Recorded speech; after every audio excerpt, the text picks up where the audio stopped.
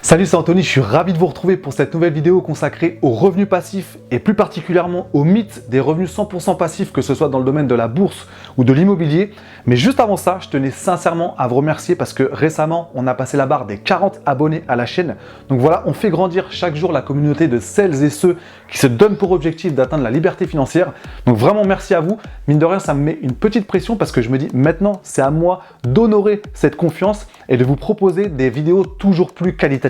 Alors comme je disais, aujourd'hui on va s'intéresser aux revenus passifs et particulièrement à cette légende, à ces fausses croyances, à ce mythe qui entoure ce concept de revenus passifs avec parfois des retours à la réalité qui peuvent être assez compliqués à vivre. Donc voilà, on va essayer de creuser la question pour savoir si c'est réellement possible d'avoir des revenus 100% passifs, que ce soit dans le domaine de la bourse ou de l'immobilier.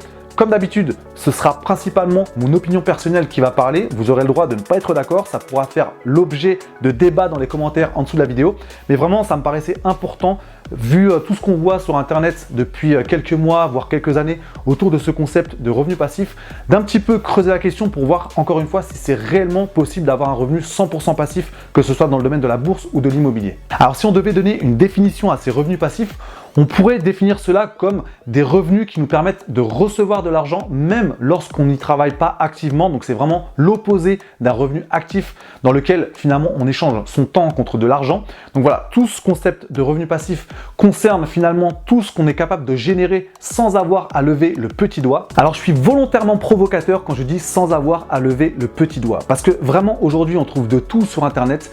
Il y a des choses très bien, mais il y a aussi des choses qui sont potentiellement dangereuses quand on essaye finalement de nous faire croire qu'il est tout à fait possible de gagner de l'argent facilement sans avoir à lever le petit doigt, que ce soit en bourse ou en immobilier. Et le problème, c'est que quand on commence à croire à ce type de discours, finalement, on devient presque la cible idéale pour d'éventuelles arnaques. Donc c'est vraiment important de se poser, de réfléchir à ce concept de revenu passif pour voir ce qui se cache derrière. Parce qu'à un moment donné, il faut redevenir sérieux. C'est-à-dire que si vous vous fixez l'objectif d'atteindre votre liberté financière, que ce soit par la bourse ou par l'immobilier ou par les deux, il faut juste comprendre que cela va impliquer une certaine dose d'effort et de sacrifice. En tout cas, pour lancer la machine, parce que c'est vrai qu'au bout d'un moment, vous allez peut-être pouvoir y passer de moins en moins de temps quand vous aurez vraiment mis en place une stratégie qui est efficace avec des bases très solides. Mais au départ, c'est obligatoire, vous allez devoir y passer du temps. Donc ce sera rien en comparaison d'un travail salarié, mais il faut juste garder à l'esprit que c'est impossible finalement de gagner de l'argent en bourse ou en immobilier sans avoir à lever le petit doigt. Même si on prend l'exemple de la bourse avec la stratégie des actions à dividendes qui se rapproche selon moi le plus d'un revenu passif, vous allez quand même devoir y passer du temps. Et pas seulement qu'au début, parce que souvent on se dit voilà, il suffit que je passe quelques heures au début pour décortiquer un peu, analyser les différentes sociétés dans lesquelles je veux éventuellement investir. Mais non, en fait, certes, il y a du travail au début, mais également tout au long de votre carrière d'investisseur en bourse, parce que vous allez devoir suivre l'actualité de ces sociétés pour voir si vous allez continuer à y investir ou si vous allez basculer votre argent sur d'autres sociétés. Donc voilà, c'est tout un état d'esprit à avoir par rapport à ça, de toujours se tenir en alerte sur ce qui se passe par rapport à vos investissements. Donc voilà, c'est sortir finalement de ce mythe du revenu 100% passif, par exemple en bourse ici avec la stratégie des actions à dividendes, et de garder un état d'esprit pour être toujours alerte et vigilant. Quand on sait par exemple que Warren Buffett recommande de lire environ 500 pages par jour, on comprend tout de suite l'illusion de croire à des revenus 100% passifs sans aucun effort de votre part. J'insiste vraiment là-dessus, mais c'est un état d'esprit à avoir, de garder toujours son cerveau alerte pour rester vigilant et prendre les décisions les plus judicieuses, et encore une fois de sortir de cette illusion du revenu 100% passif sans aucun effort de notre part. Parce que si on croit à ça, déjà comme je disais, on risque d'être la cible idéale d'éventuelles choses un peu litigieuses, et surtout on met son cerveau en off, c'est-à-dire on perd en vigilance, on est moins alerte sur les décisions qu'on prend, et finalement c'est un état d'esprit qui ne correspond pas du tout à un investissement rentable sur la durée. Et c'est exactement la même chose dans ce qui concerne l'immobilier, parce que trop souvent on essaye de nous faire croire que c'est facile d'investir dans l'immobilier,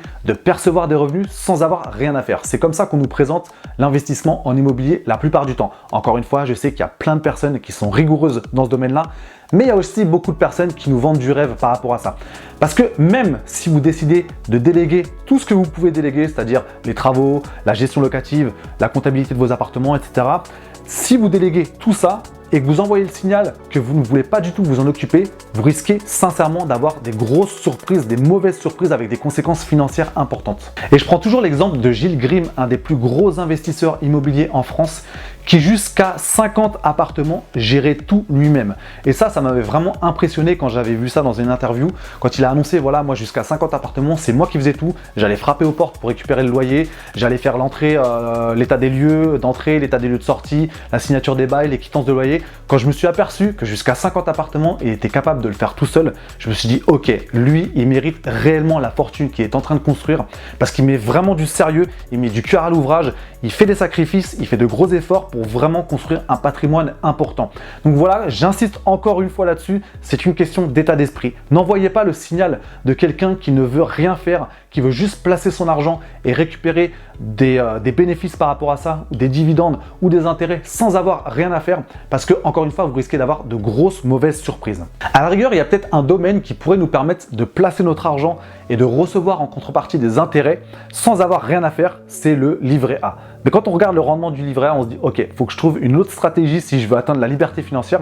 Donc voilà, pour résumer cette vidéo, il faut vraiment garder en tête que dans le domaine de la bourse ou de l'immobilier, on ne peut pas parler de revenus 100% passifs. On peut plutôt parler de revenus semi-passifs parce que certes, on n'échange pas son temps contre de l'argent, ça continue à travailler même en dehors d'un travail actif de notre part. Donc c'est vraiment en aucune comparaison avec un travail salarié. Mais il faut garder en tête que ça demande quand même une certaine dose de sacrifice et d'effort pour construire son patrimoine étape par étape pour atteindre un jour la liberté financière. Mais voilà, comme je l'ai déjà dit dans une récente vidéo, il faut savoir ce qu'on veut. À un moment donné, si on se fixe cet objectif-là, il faut aussi en accepter des contreparties, à savoir une certaine dose d'effort et de sacrifice. Nous voici maintenant arrivés à la fin de cette vidéo. Dites-moi dans les commentaires en dessous quelle est votre vision de ces revenus passifs, quelle serait votre définition de ces revenus passifs. Si et seulement si cette vidéo vous a plu, pensez à mettre un pouce bleu pour l'algorithme de YouTube. Pensez également à vous abonner à la chaîne et à activer la cloche pour recevoir les prochaines vidéos et qu'on continue ensemble à progresser vers l'atteinte de notre liberté financière, en sachant que la prochaine vidéo sera consacrée aux dangers du cash flow dans le domaine de l'immobilier. Merci pour votre attention, j'ai vraiment hâte de vous retrouver pour cette prochaine vidéo. D'ici là, on ne lâche rien pour progresser chaque jour vers l'atteinte de notre liberté financière. Je vous dis à très vite.